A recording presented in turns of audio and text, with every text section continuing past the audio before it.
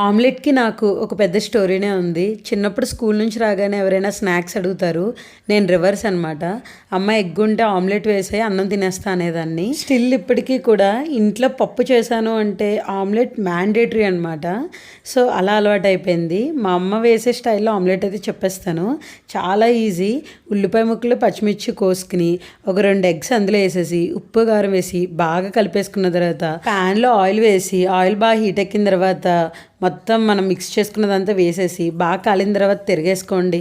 ఇప్పుడు కంచంలో వేడివేడి అన్నం పెట్టుకుని పప్పు మామిడికాయ వేసుకుని పక్కన ఆమ్లెట్ పెట్టుకుని అలా ఆమ్లెట్ ముక్క తీసుకుని పప్పు ముద్ద చేసుకుని అలా ఆమ్లెట్ పెట్టుకుని తింటే ఉంటుందిరా స్వామి. టేస్ట్ అయితే పీక్లో ఉంటుంది.